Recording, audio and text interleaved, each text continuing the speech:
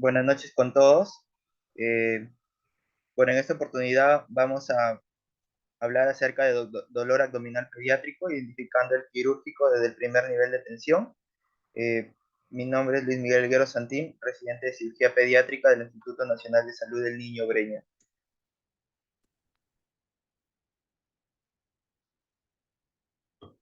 Un momento. Bueno, el objetivo de esta presentación es, bueno, definir el síndrome doloroso abdominal, enumerar las causas más frecuentes de dolor abdominal, describir los signos, síntomas de apendicitis en niños, que es una de las causas más frecuentes de dolor abdominal, identificar algunos factores de riesgo y, bueno, ver el manejo inicial, reconocer la importancia de la liberación oportuna a un centro de atención especializada.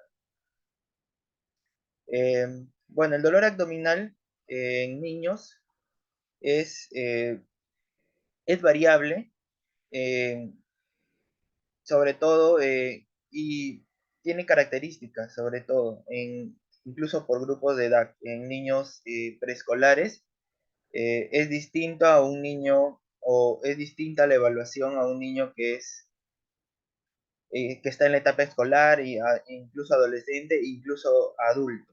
Entonces, hay de intensidad variable, asociado a síntomas como náuseas, vómitos, diarrea, estreñimiento, fiebre o distensión abdominal.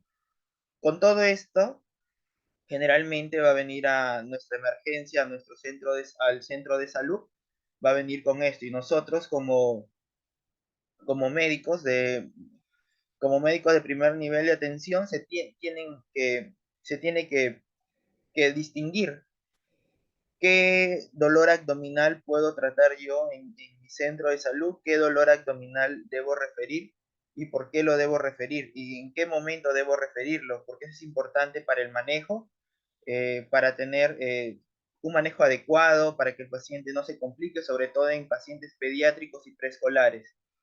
El dolor puede ser agudo, de corta duración o crónico de larga duración. Eso también nos va a ayudar a identificar cuál es una patología quirúrgica de emergencia y cuál es una patología que debe ser estudiada o que puede ser tratada en el centro de salud. Es un motivo frecuente en las emergencias pediátricas.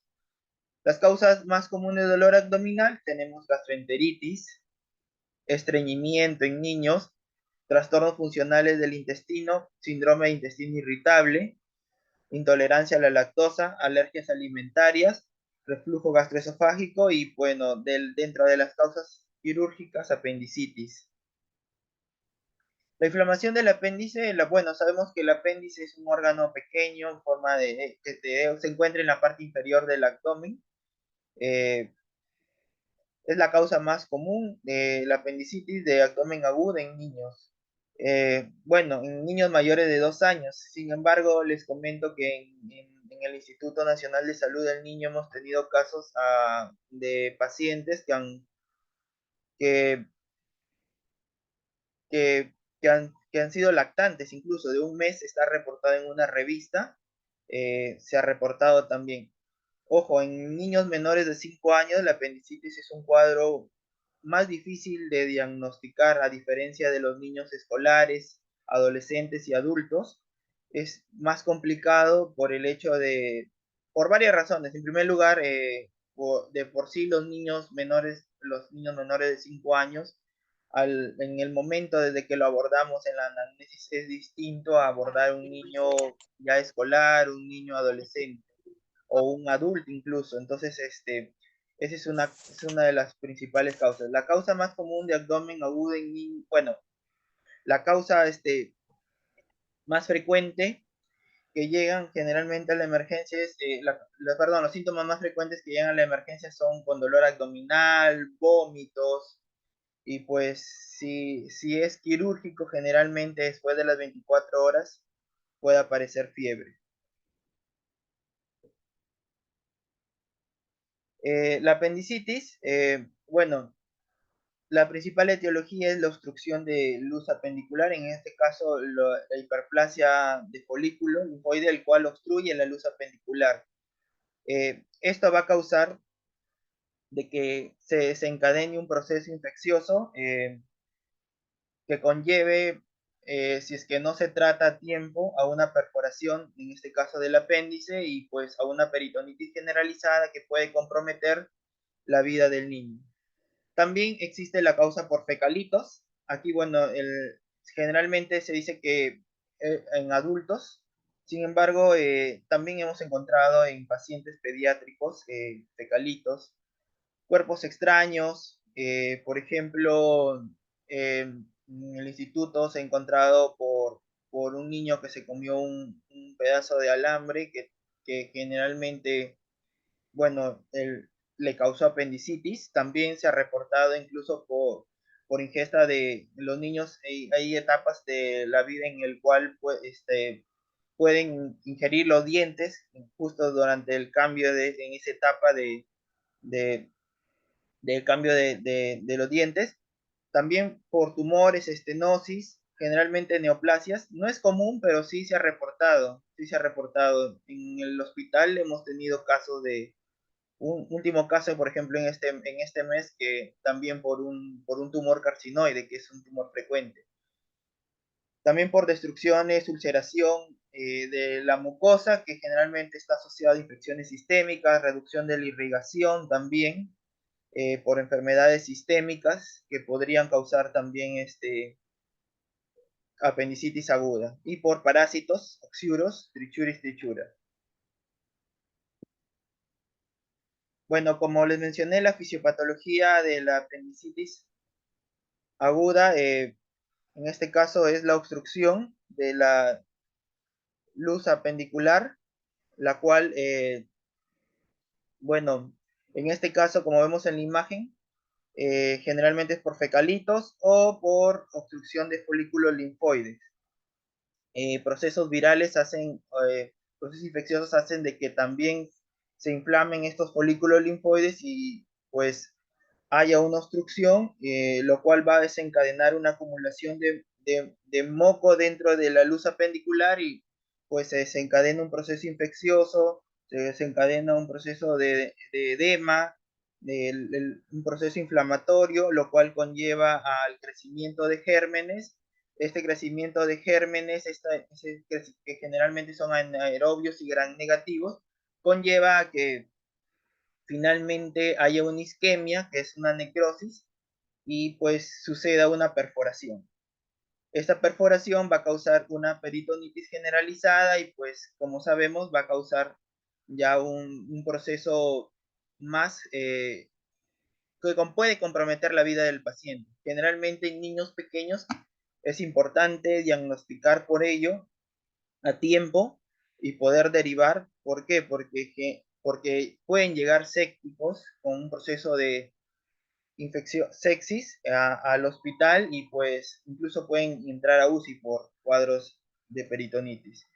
Entonces, recordemos las fases: una fase edema congestivo catarral, que es las primeras horas, por la disminución, la obstrucción, como ven. Hay dolor visceral, simpático. Bueno, vamos a ver que en los niños grandes nos va a decir generalmente que el dolor migra de epigastrio, mesogastrio, hacia fosa ilíaca derecha, El compuesto Rodríguez. asociado a vómitos.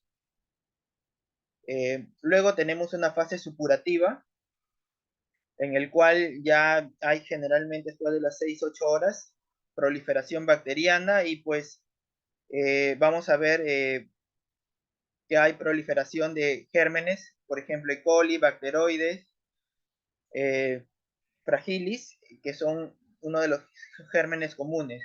Y bueno, el dolor ya está localizado en fosa ilíaca derecha, ya hay vómitos, el cuadro se manifiesta más de manera más florida.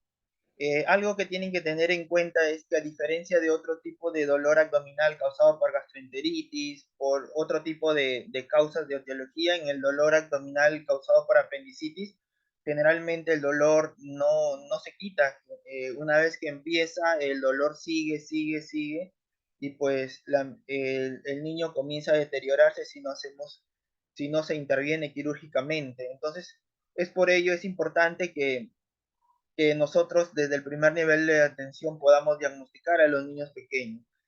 Entonces, luego tenemos una etapa de apendicitis, bueno, gangrenosa, necrosada, en el cual por esta disminución del flujo, ya se comienza, hay una isquemia, hay necrosis, ya puede aparecer fiebre, el dolor se intensifica, vemos a un niño más deteriorado, más deshidratado, por lo cual generalmente aquí es el punto en el cual si no se, después de ello puede suceder ya una perforación.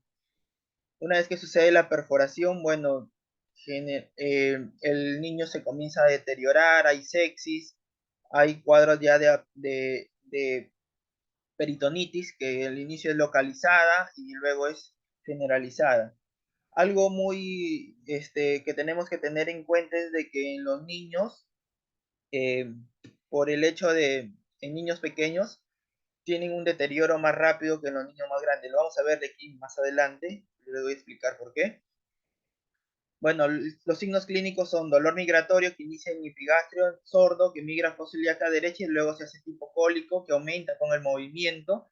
Hay un signo incluso en el cual tú haces saltar al niño, si el niño salta o se pone en punta de los pies y lo hace saltar 2, 3 veces, no va a tolerar el dolor, es algo que ustedes lo pueden examinar en sus pacientes, a diferencia de otro paciente, por ejemplo, de niños que están con estreñimiento, niños que vienen por una gastroenteritis, el dolor no calma, este es otro síntoma que al movimiento no calma, lo van a ver del lado derecho, como digamos, digamos, en esa zona más rígido, más duro, incluso de ese lado, inclinado hacia ese lado, eso es un signo clásico de apendicitis. Anorexia, náuseas, vómitos, en niños pequeños, menores de 5 años, sobre todo, hemos observado que lo clásico es que tengan dolor abdominal, estén distendidos, haya vómitos, y pues en etapas avanzadas vemos incluso que estos niños se manifiestan con diarrea. A veces se suele confundir y incluso aquí en la misma emergencia a veces, como es poco difícil, a veces está entre el dilema si es un cuadro de diarrea o de repente un cuadro de metabólico versus, pero generalmente a veces pueden ser quirúrgicos, por eso es de que en niños menores de 5 años siempre tenemos bastante cuidado.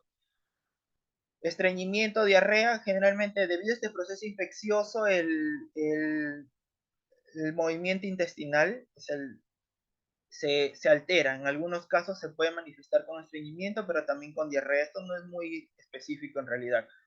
Y bueno, el apéndice retrocecal generalmente da menos molestias y no lo típico, y pues a veces da molestias en el flanco derecho, y pues uno puede pensar incluso que puede ser un cólico renal y lo puede confundir. Entonces hay que tener mucho cuidado, preguntar, hacer bien la anamnesis.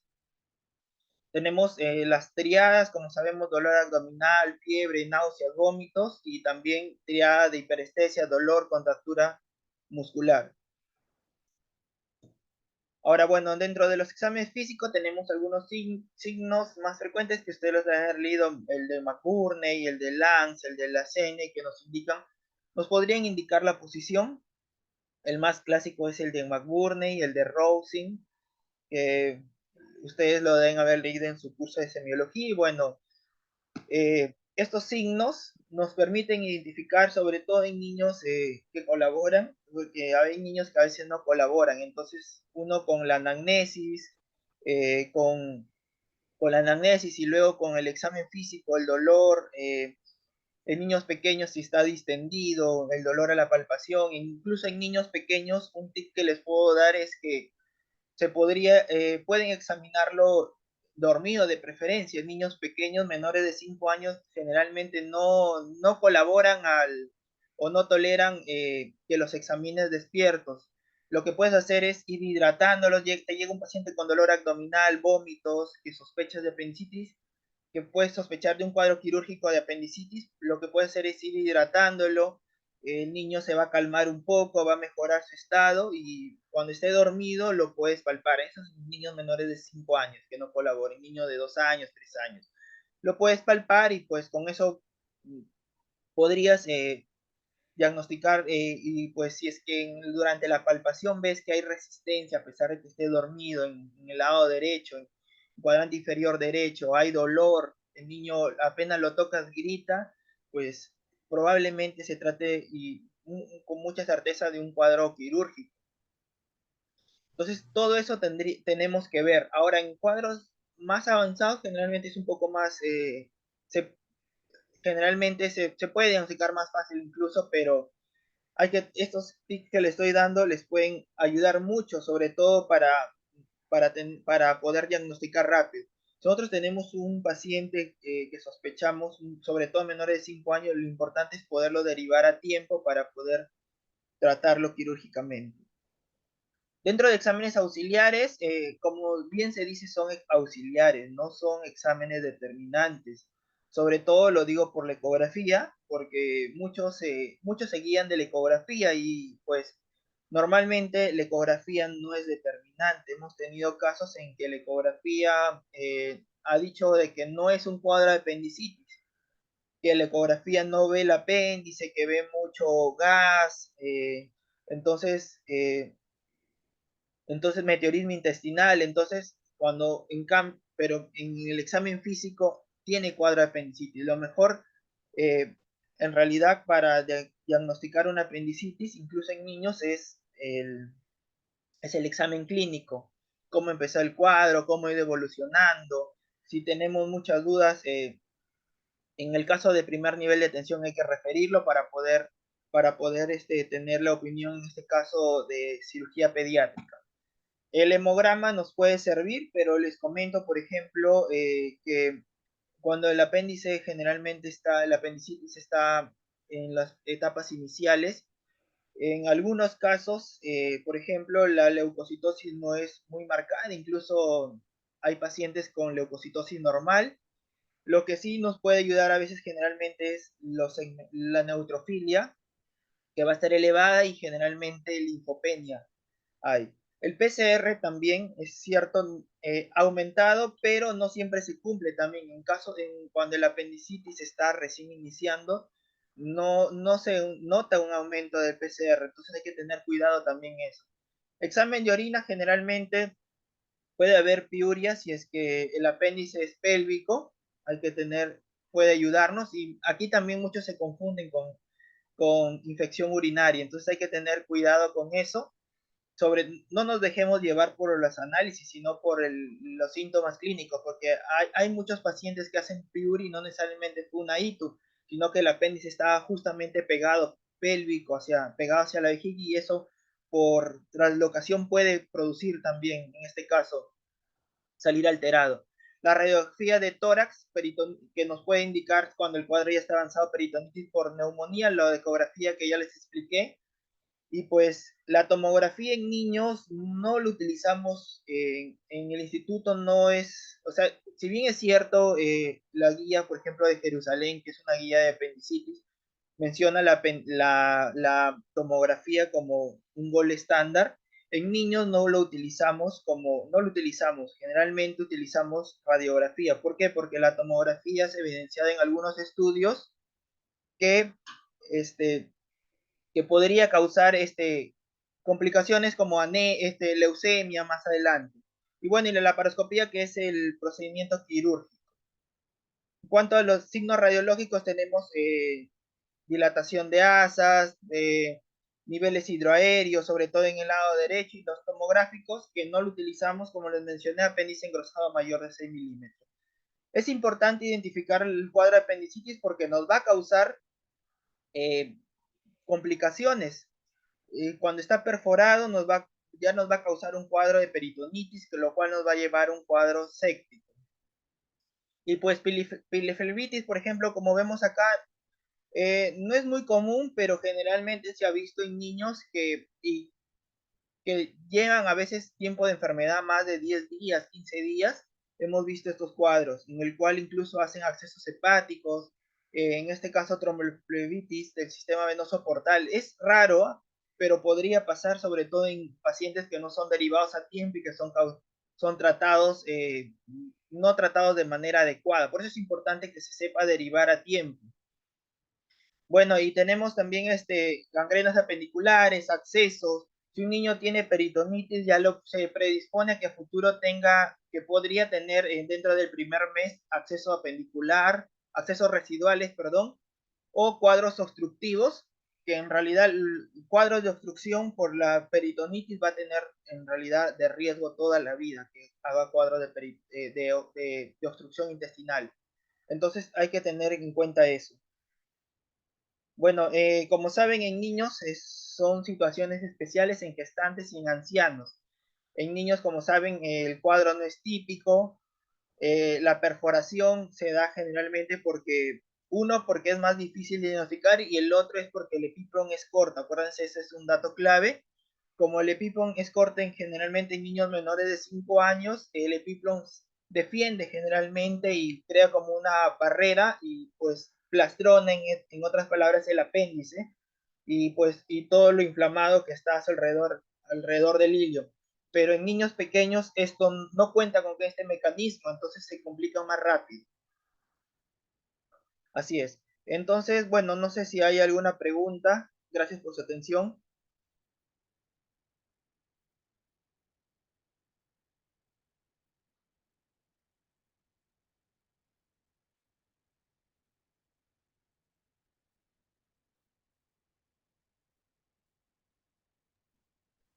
Doctor, ¿puedo hacer una pregunta, por favor? Sí, claro. Eh, no mencionó cuáles serían los principales diagnósticos diferenciales en el caso de apendicitis en los niños. ¿Con qué cuadros deberíamos diferenciarlo? ¿Con qué otros cuadros?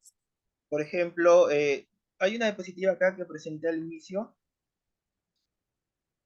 La voy a poner de todas maneras. Las causas más comunes, como vemos, y que generalmente vienen a la emergencia son gastroenteritis, estreñimiento, trastornos funcionales, intolerancia a la lactosa, alergias alimentarias, reflujo gastroesofágico. Una de las principales diagnósticos diferenciales, que generalmente secundarios a infecciones gastrointestinales o incluso a infecciones faringias, son la adenitis mesentérica, que muchas veces es la principal diagnóstico diferencial y que se da muy común en niños y que a veces es difícil de diagnosticar. Generalmente cuando tenemos esa duda diagnóstica nos basamos mucho en ver cómo ha sido la evolución del cuadro, cómo empezó, si ha habido antecedentes de faringitis aguda, si ha habido antecedentes, cómo empezó el cuadro, si primero, por ejemplo, si primero hizo fiebres altas de 39 grados, estuvo con tos o tuvo otro síntoma que generalmente que no fue el dolor abdominal primero, si no fue otra causa, a veces nos inclinamos más por una adenitis mesentérica y luego tenemos, en base a eso, a la anamnesis, cómo empezó el cuadro, a cómo es el examen físico y complementando con los exámenes de laboratorio, logramos diferenciar que este paciente no tiene un abdomen agudo quirúrgico. Entonces, la adenitis mesentérica es una de las principales causas. Otra causa que siempre nos llega a la emergencia son pacientes con estreñimiento, pacientes que llegan con impactación fecal y pues que generalmente nos ayuda mucho incluso la placa, la radiografía de abdomen, en el cual donde vemos bastantes deposiciones, generalmente en sigmoides, en recto, mejoran generalmente con enemas y pues vemos a un niño después más calmado. Ojo que para poner algún enema en niño hay que estar muy seguro de que no tiene un cuadro quirúrgico. Generalmente nosotros ponemos los enemas después de que ya tenemos casi toda la seguridad que no es quirúrgico y pues muchas veces mejoran con eso. ¿Por qué? Porque si a veces ponemos enema se dice que podría causar o empeorar el cuadro de apendicitis, incluso causar perforación. Gracias, doctor. Ok, gracias. ¿Alguna otra pregunta?